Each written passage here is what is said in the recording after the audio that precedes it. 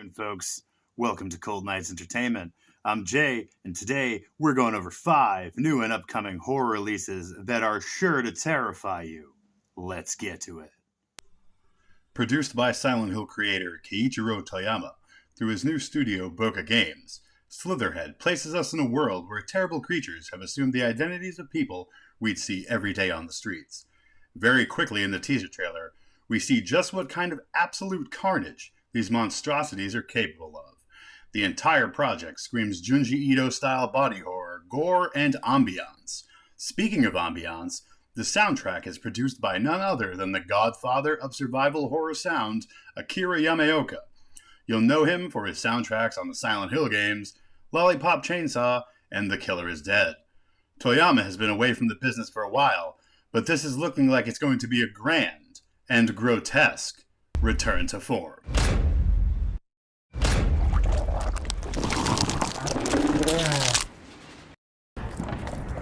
From the creators of Agony comes Paranoid.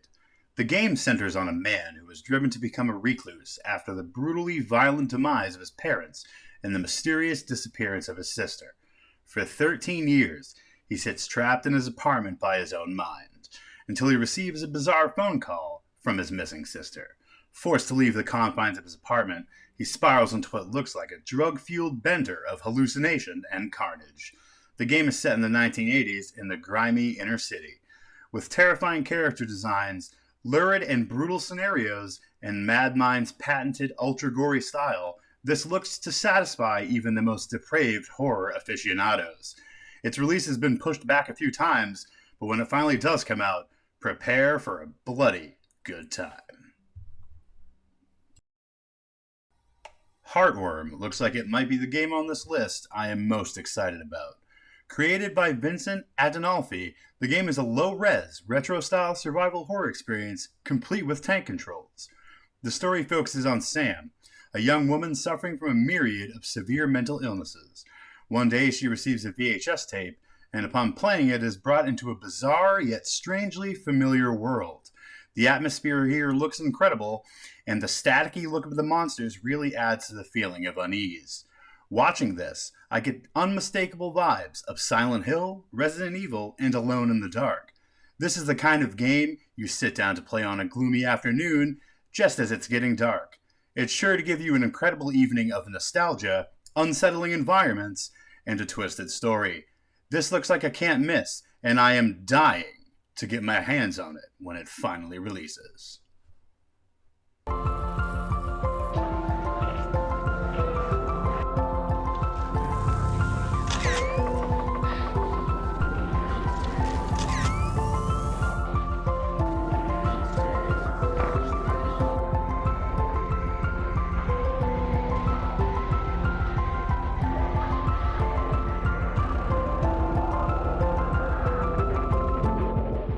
Fobia, St. Dinfa Hotel is a first-person survival horror game heavily influenced by Resident Evil 7 and produced by Brazilian house Pulsatrix. Playing as Roberto, you are investigating the titular hotel after years of bizarre reports of disappearances, murders, and cult activities. Immediately upon arriving, the hotel quickly becomes a fleshy hellscape prison infested with shambling corpses, horrifying and annoying spiders, and larger, more terrible things. Filled with survival horror mainstays like terrible voice acting, strange puzzles, and pursuit scenes with unkillable assailants, it's sure to scratch any horror addict's itch. Complete with limited save opportunity and a ranking system based on time saved and completion time, it's sure to be a trip down memory lane for fans of PS1-era survival horror games. No spoilers, but everything I read says the game comes to a surprising and eye-opening end. Do you remember the episode of Real Ghostbusters with the ghost trains? Do you remember fighting the Phantom Train in Final Fantasy VI? Well, they have nothing at all on Choo-Choo Charles. Charles is just your friendly neighborhood, razor-toothed, spider-legged killer choo-choo train.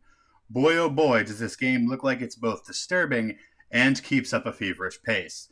Sure, you can help townspeople with various things and upgrade your train, but what I look forward to the most is simply the breathtaking chase sequences with this terrifying hellspawn of a locomotive on your ass. This is the game that none of us knew we wanted, but now that we've seen it, we can hardly wait.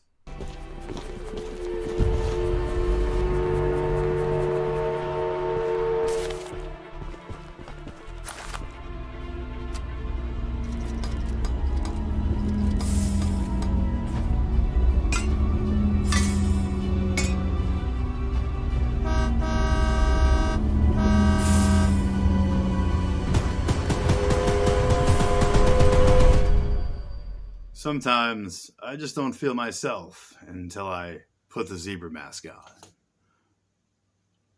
As always, thank you for watching, and stay creepy.